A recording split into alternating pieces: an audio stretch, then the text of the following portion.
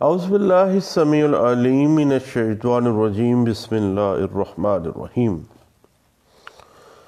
سورۃ النساء آیت نمبر 7 میں اللہ فرماتے ہیں کہ ماں باپ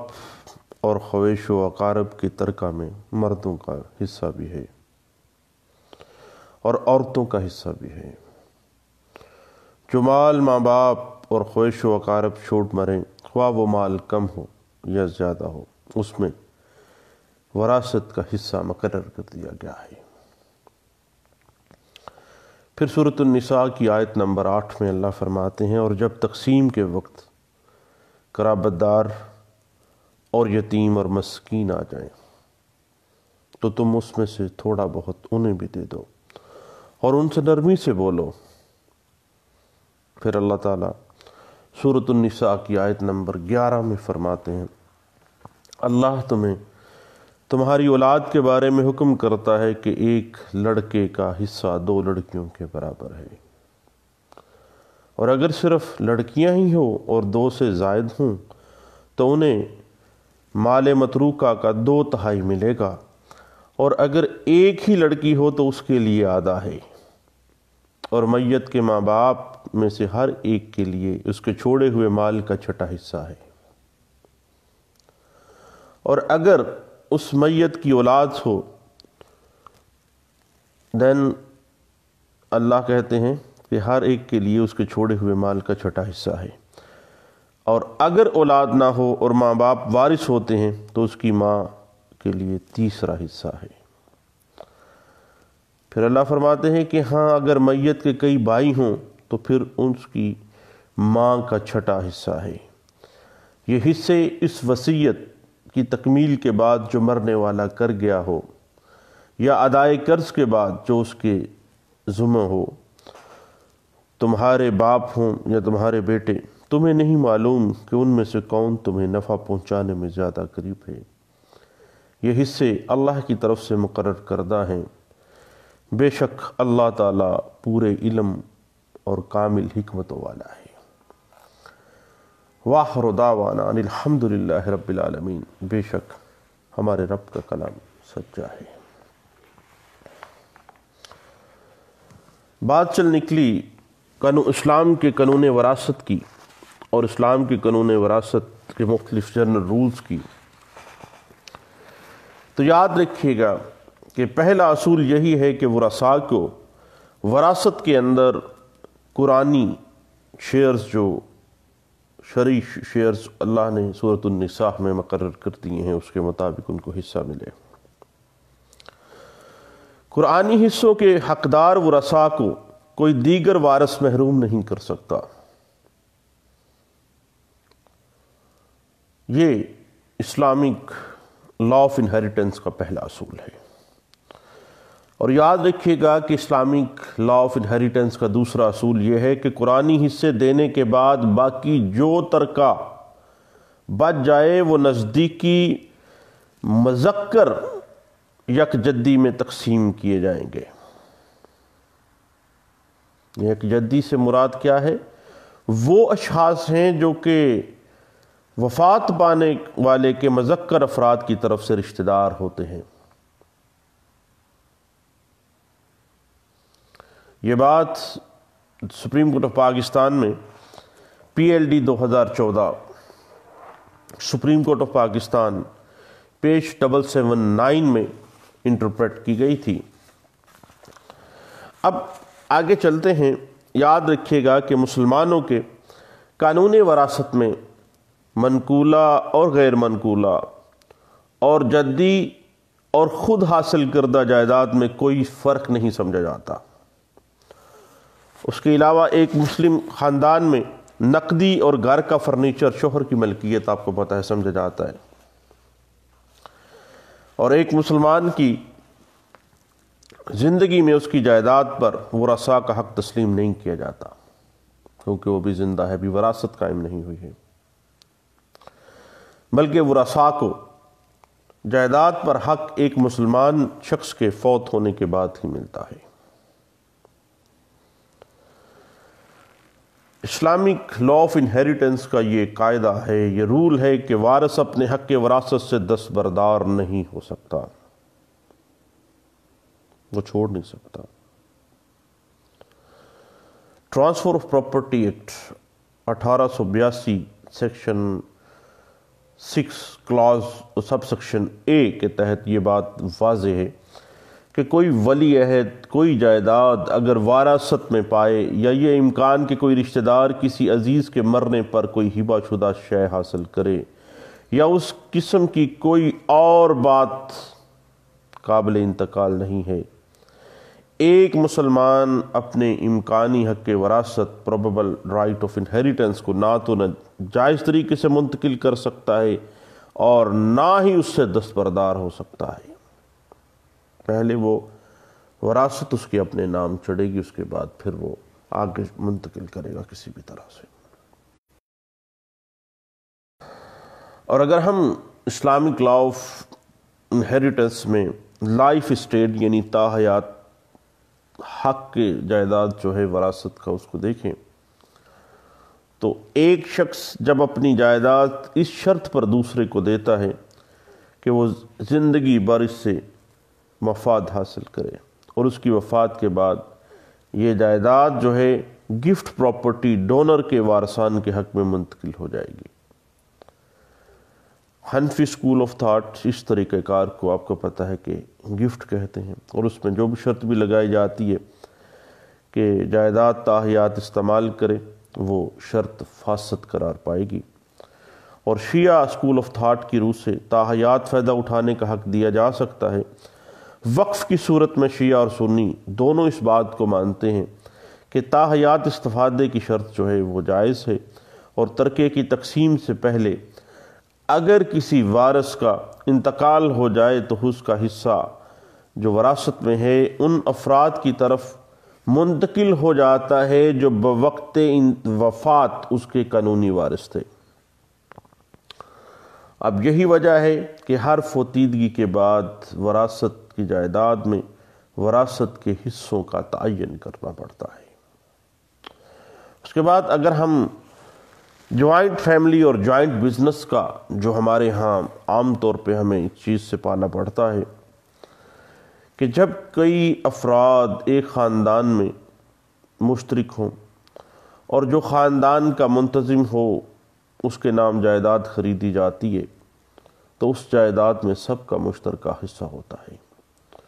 اور اسے مشترکہ قبضہ بھی ہم کہتے ہیں۔ ایسی جائیداد اگرچہ ایک شخص کے نام ہوتی ہے کیونکہ وہ مشترکہ فیملی کما رہی ہوتی ہے، مشترکہ طور پر پراپرٹی ہوتی ہے، لیکن نام صرف ایک بندے کے لگائی جاتی ہے۔ اب ایسی جائیداد اگرچہ ایک شخص کے نام ہوتی ہے مگر مشترکہ قبضہ ہی تصور کیا جاتا ہے، مگر وہ اکیلا ہی اس کا مالک نہیں ہو سکتا ہے بلکہ سب کا اس پر برابر کا حق ہوتا ہے، کیونکہ سب نے کمایا اور سب نے پراپرٹی خریدی اور نام ایک کے لگا دی۔ اب اگر ایک شخص فوت ہو جائے اور چند وارث اس کی جائیداد کو تقسیم کیے بغیر کاروبار جاری رکھتے ہیں تو اس صورت میں تمام وارث ایسے کاروبار میں جوائنٹ بزنس کے طور پہ شریک کار ہی تصور ہوں گے، اور مسلمان ترکہ کاروبار خاندان کا طریقہ کار ہندو لاز سے بہت مختلف ہے۔ ایک تجارتی کارخانے کی طرح لوگ اکٹھے رہتے ہیں اور منافع کماتے ہیں، مگر اس کے بالکل برعکس مسلمانوں کے جوائنٹ فیملی اور جوائنٹ بزنس میں وہ تمام قوانین لاگو نہیں ہوتے جو ہندو لا میں ہے، کیونکہ وہاں پہ معاملہ اور ہے، جبکہ ہمارے ہاں وہ پراپرٹی سب کی مشترکہ پراپرٹی ہے، قبضہ سب کا مشترکہ قبضہ تصور ہوگا۔ اور یاد رکھیے گا کہ اسلامی قانون وراثت میں اصول یہ ہے کہ قریبی رشتہ داری جو ہے نیئرسٹ ریلیشن شپ جو ہے وہ ڈسٹنٹ ریلیشن شپ کو محروم کر دیتی ہے۔ مثال کے طور پہ کسی کا دادا اس کے باپ کے توسط سے اور اس کا پوتا اس کے بیٹے کے توسط سے اس کا وارث قرار پاتا ہے، اور میت کی میت کے باپ کی موجودگی میں اس کا دادا اور بیٹے کی موجودگی میں اس کا پوتا جو ہے اسلامک رول آف انہیریٹنس میں ہمیشہ ہی محروم ہو جاتے ہیں۔ لیکن آپ کو پتہ ہے کہ ابھی فیملی لاز اور اسلامک لا آف انہیریٹنس میں یتیم پوتے کی میراث کا مسئلہ آ جاتا ہے، اور اس میں ریپرزینٹیٹیو جو ہیں وہ ڈیفائن کر دیے گئے تھے، اور اس معاملے میں جو ہمارے چاروں امام ہیں، شیعہ، سنی، زیدیہ اور ظاہریہ، تمام جو ہیں وہ اس بات پر متفق ہیں، اور دادا اور نانا کے انتقال پر اس کے اپنے بیٹے کی موجودگی میں اس کے دوسرے محروم جو بیٹے یا بیٹی جو اس کی حیات میں وفات پا چکے ہوں، ان کی اولاد دادا یا نانا کی ترکہ میں وراثت پانے کی حقدار نہیں ہے محمدن لا کے مطابق۔ اب اس مسئلے میں آپ کو پتہ ہے کہ اجماع امت رہا ہے کہ میت نے اگر بیٹا اور بیٹی چھوڑی اور میت کے مرحوم بیٹے یا بیٹی کی اولاد موجود ہو تو کل ترکہ میت کے موجودہ بیٹے اور بیٹی کو ملے گا، اور پوتا پوتی نواسا نواسی وارث نہیں ہوں گے۔ لیکن پاکستان میں آپ کو پتہ ہے کہ سب سے پہلے 3 دسمبر 1953 کو پنجاب اسمبلی کے اندر ایک مسودہ قانون پیش کیا گیا کہ بیٹے کی موجودگی میں یتیم پوتے کو اور بھائی کی موجودگی میں بھتیجے کو وراثت کا حق دیا جائے۔ اور پورے ملک میں چونکہ یہ اس بات پہ محمدن لا ایگری نہیں کرتا تھا تو پورے ملک میں مخالفت ہوئی، اور اس مخالفت کی وجہ سے 1953 کے اندر جو بل پیش کیا گیا تھا وہ منظور نہیں ہو سکا۔ پھر آپ کو پتہ ہے کہ مارشل لا کے دور میں جنرل ایوب کا دور تھا، اس کے دور میں آرڈیننس نمبر 8 1961 کی یہ بات ہے، اور مسلم فیملی لا آرڈیننس آ جاتا ہے، اور اس کی سیکشن 4 کے ذریعے پاکستان کے اندر یہ قانون نافذ کر دیا گیا کہ اگر کوئی شخص مر جائے اور اپنے پیچھے ایسے لڑکے یا لڑکی کی اولاد چھوڑے جو اس کی زندگی میں فوت ہو چکی ہے تو مرحوم کی اولاد اس حصے کو پانے کی مستحق ہوگی جو اس کے ماں یا باپ کو ملنا تھا اگر وہ زندہ ہوتے تو، اور اگر وہ اس شخص کی وفات کے وقت زندہ ہوتے تو ان کو وہ حصہ ملنا تھا۔ اور آپ کو پتہ ہے مسلم فیملی لا آرڈیننس 1961 کی سیکشن جو 4 ہے اس کی کلاس 6 جو وراثت کے اطلاق کے بارے میں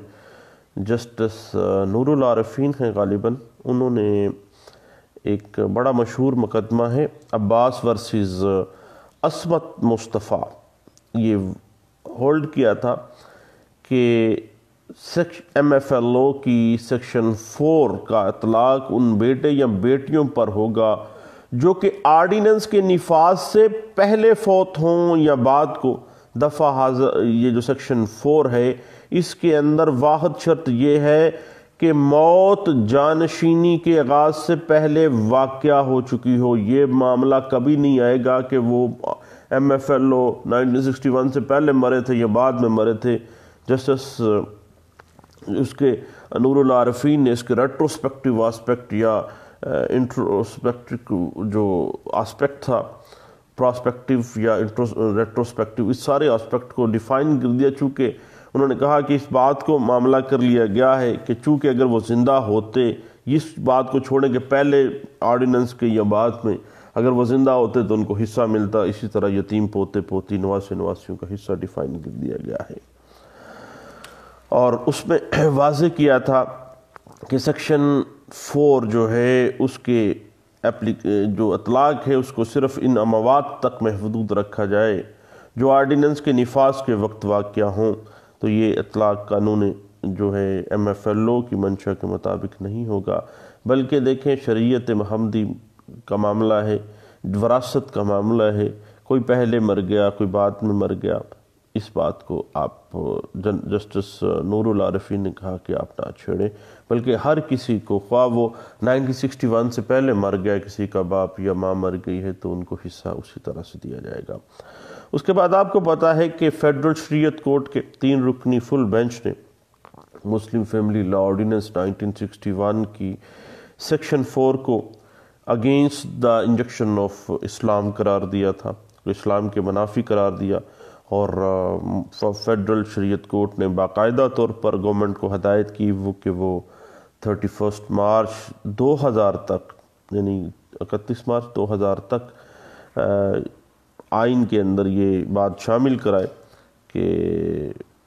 یتیم پوتے یا نواسے نواسیوں کو دادے یا نانے کی جائیداد میں سے جو ہے وہ حصہ نہ دیا جائے۔ اس کے فیڈرل شریعت کورٹ کا جو فیصلہ تھا اس میں کہا گیا تھا کہ سیکشن 4 MFLO جو ہے، جس میں یتیم پوتے کو دادے کی جائیداد میں حصہ دار قرار دیا گیا تھا، خلاف اسلام ہے، اور اس پہ عدالت نے کہا کہ ہم یہ معاملہ قانون ساز ادارہ جو اسمبلی ہے اس پہ چھوڑ دیتے ہیں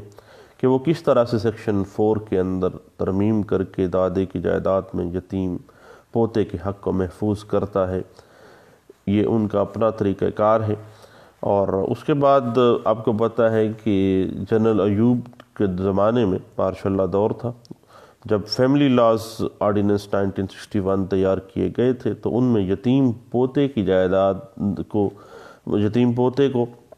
دادے کی جائیداد میں باقاعدہ حصہ دار قرار دیا گیا تھا، لیکن اسے تسلیم کرنے سے انکار کر دیا تھا MFLO کی سیکشن 4 کو۔ آپ کو پتہ ہے کہ اس جو ہمارے چاروں امام ہیں، اور آج کے دور میں بھی اجماع علماء ہے اس بات پہ کہ دادے کی جائیداد میں یتیم پوتے پوتی کا کوئی حصہ نہیں ہے۔ ہاں، اگر دادا وصیت کر جائے، فل اس نے لکھوا دی ہو، وصیت خود کر دی ہو، تو پھر یتیم پوتے کو حصہ مل سکتا ہے۔ اب آپ کو پتہ ہے کہ علماء کے نزدیک جنرل ایوب کے فیملی لاز جو تھے، جو ابھی بھی پریولنٹ ہیں پاکستان میں، وہ غیر اسلامی قرار پائے تھے، اور اس پر وہ ہمیشہ سے آپ کو پتہ ہے تنقید کرتے رہے، اور مولوی صاحبان جو ہیں ہمارے پاس آپ کو پتہ ہے عدالتوں میں آتے بھی ہیں، لیکن ساتھ لمبی لمبی گالیاں بھی دیتے ہیں جنرل ایوب کو اس حوالے سے کہ یہ غلط کام کر گیا ہوا ہے، اس لیے اسلامک مسلم لا کو، فیملی لا کو جو ہے اس کی شکل بگاڑ کے رکھتی ہے۔ ہمیشہ سے تنقید کرتے رہے ہیں، اور اب آپ کو پتہ ہے کہ فیڈرل شریعت کورٹ جو ہے وہ بھی اپنا راہ گلاپتی ہے، اور وہ بھی علماء کے موقف کو تسلیم کرتے ہوئے جو مسلم فیملی لا آرڈیننس 1961 کی سیکشن 4 کو اگینسٹ اسلام قرار دے چکی ہے، اور حکومت کو اس نے ہدایت بھی کی باقاعدہ طور پر کہ اس میں فوری طور پر، یعنی 31 مارچ 2000 کا ٹائم پہلے اس نے دیا تھا کہ اس میں ترمیم کر دی جائے۔ اور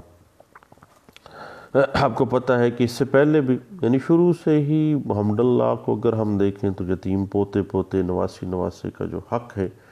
وہ دادے یا نانے کی جائیداد میں ان کو کوئی حصہ نہیں ملتا۔ اور ہاں، اگر دادا اپنی زندگی میں یا نانا اپنی زندگی میں یتیم پوتے پوتی یا یتیم نواسے نواسی کے لیے وصیت کر جائے، یا کسی اور طریقے سے اس کی محرومی کی تلافی کرنا چاہتا ہے، ہبہ کرنا چاہتا ہے، تو اس بات کی اجازت آپ کو پتہ ہے کہ قانون میں موجود ہے۔ اس کے بعد بھائی بات آ جاتی ہے کہ نافرمانی بعض اوقات اولاد کر جاتی ہے، تو نافرمانی کی بنا پہ کسی کو بھی اس کے حصہ وراثت سے آپ کو پتہ محروم نہیں کیا جا سکتا ہے، نہ کوئی اپنی وراثت کو چھوڑ سکتا ہے، نہ اس کو محروم کیا جا سکتا ہے، اور نہ ہی کوئی ڈائریکٹلی انتقال وراثت سے آگے کروا سکتا ہے۔ پہلے اس کے نام وراثت آئے گی، پھر بعد میں ہوگا۔ اب یاد رکھیے گا کہ نافرمانی والا جو معاملہ ہے وہ اس کو وراثت سے نہیں، اسی وجہ سے کہا جاتا ہے کہ بھئی فلاں نے فلاں کو آگ کیا ہوا ہے، تو آگ کرنے سے اس کی جائیداد میں سے اس کو ڈس انہیرٹ نہیں کیا جا سکتا ہے۔ اس بات کی انٹرپریٹیشن پچھلے دونوں ہمیں 2018 CLC پیج 1535 میں بھی ہمیں جو ہے وہ ملتی ہے، اور اس بات پہ ہمیں PLD 2014 سپریم کورٹ پیج 779 بھی اس بات پہ بڑے اچھے انداز سے انٹرپریٹیشن ہمیں دیتی ہے، اور اس کے بعد PLJ 2011 Lahore high court page 585 میں بھی اس بات کی انٹرپریٹیشن موجود ہے۔ اور بعض اوقات یہ ہے کہ قریبی رشتہ داروں کو جو قرآن کے حصے کے مطابق جو ہیں شیئر ہولڈر ہیں، ان کے حصے کے بعد جو باقی جائیداد آ جاتی ہے وہ پھر وہ جو نزدیکی میل رشتہ دار ہیں، جدی جو ہیں، ان کو، یکجدیوں کو مل جاتی ہے۔ اور اگر کسی فوت ہونے والے کی بیوہ، بہن اور ایک بھتیجا زندہ ہے، بیوہ کو آپ کو پتہ ہے کہ 1/4، بہن کو 1/2، بھتیجے کو 1/4، یعنی بھتیجے کو پھر نظر انداز نہیں کیا جائے گا، کیونکہ اور کوئی بندہ ہی نہیں ہے، اس کی اللہ ولد تھا، اس کی اولاد نہیں تھی۔ اس بات کو P L D 2018 Lahore high court page 426 میں جو ہے وہ انٹرپریٹ کیا گیا تھا۔ اور یاد رکھیے گا کہ سوتیلا بھائی جو ہے یا سوتیلی بہن جو ہے یا سوتیلے رشتے جو ہوتے ہیں، یاد رکھیے گا کہ سوتیلا بھائی اگر شیئر یا ریزیڈوری نہ ہو تو پھر فوت ہونے والے کی جائیداد میں سوتیلے بھائی کی وراثت کا کوئی حصہ نہیں ہوتا ہے۔ اب اس میں شیئرر کا ہونا یا ریزیڈوری کا ہونا لازمی ہے وراثت میں حصہ دار بننے کے لیے۔ اس بات کو سندھ ہائی کورٹ کی ایک لینڈ مارک ججمنٹ ہے، P L D 2018 Sindh high court page 325 میں اس بات کو انٹرپریٹ کیا گیا تھا۔ اس کے بعد ذہن میں رکھیے گا اس بات کو کہ ہمارے ہاں اکثر وراثت کے پھڈے پڑ جاتے ہیں، تو جتنے بھی مقدمات ہم عدالتوں میں دیکھتے ہیں ان کی بنیاد زر، زن اور زمین ہی ہوتی ہے، اور مالی مفاد حاصل کرنے کے لیے بعض لوگ اپنے خونی رشتے سے بھی انکار کر دیتے ہیں۔ دور ایسا آ گیا ہے، اور لیکن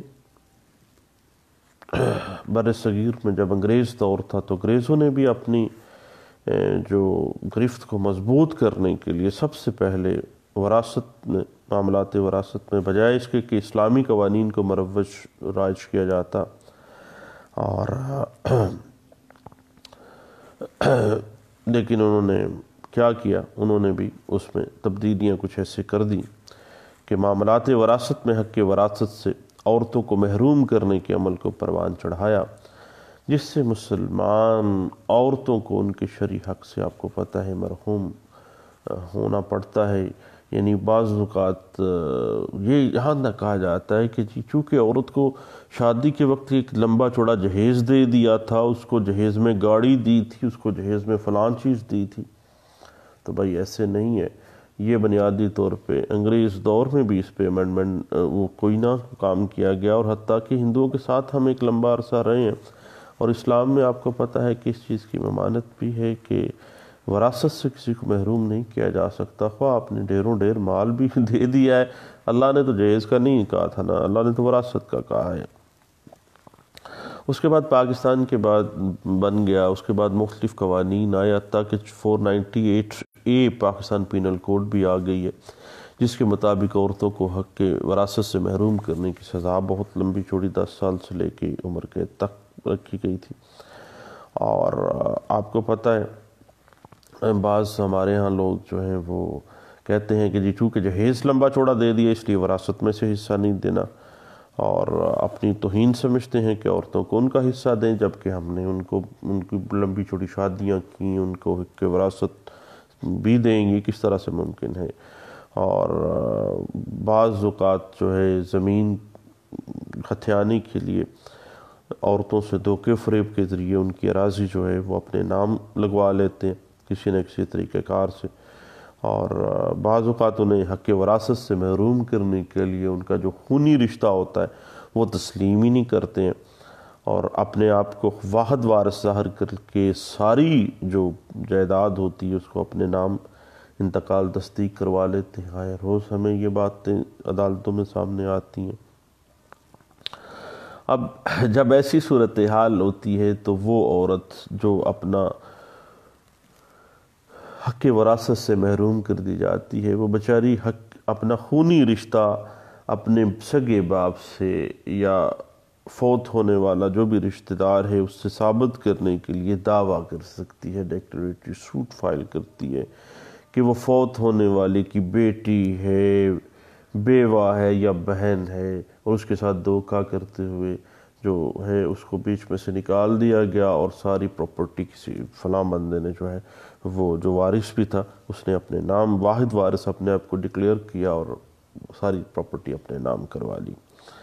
اور پھر عورت بیچاری عدالتوں میں جاتی ہے، دعویٰ دائر کرتی ہے، ثابت کرتی ہے خونی رشتے کو، اور وہ حقدار، شرعی حقدار اپنے آپ کو ثابت کرتی ہے، اور وہ پھر ڈاکومنٹ یا وہ انتقال کی دستاویز جس کی روح سے اس کو حق وراثت سے محروم کیا جاتا ہے وہ اس کی پابند نہیں ہے، وہ باقاعدہ سوٹ فائل کرتی ہے اور اس کی منسوخی میں جاتی ہے۔ اور پچھلے دنوں ایک کیس میں یہ بات پہ ڈسکس ہوئی تھی کہ پیدائش رجسٹر جو ہے اس کا اندراج کسی میت کے لڑکے یا لڑکی کے ثبوت کے لیے کافی ہوتا ہے کہ واقعی یہ بچہ اس کا خونی بیٹا ہے یا بیٹی ہے، اور اس دھوکے فریب کے ساتھ اگر کوئی وراثت میں ہینگی پھینکی کی گئی ہے تو اس کو جو ہے فوری طور پر منسوخ کرنا جو ہے وہ بھی قرین انصاف کہا گیا تھا۔ اور اس بات کو 1985 CLC پیج 2737 میں بھی انٹرپریٹ کیا گیا، اور 2016 CLC پیج 533 میں بھی اس بات کو انٹرپریٹ کیا گیا تھا۔ لیکن دوستو، جو اسلامک لا آف انہیریٹنس ہے اس کے جنرل رولز پہ ہم نے بات کی، اب اس کے مختلف جو آسپیکٹس ہیں وہ انشاءاللہ ہم ڈسکس کرتے رہیں گے۔ اب ایک اسلامک لا آف انہیریٹنس کے مختلف آسپیکٹس کے حوالے سے میرے ساتھ آپ مختلف پریپوزیشنز کو ڈسکس کیجئے گا، میں آپ کو جواب بھی دوں گا اور آپ سے بہت کچھ سیکھوں گا بھی۔ دعاؤں میں مجھے یاد رکھیے گا، اور انشاءاللہ دوبارہ ملتے ہیں۔ Thank you.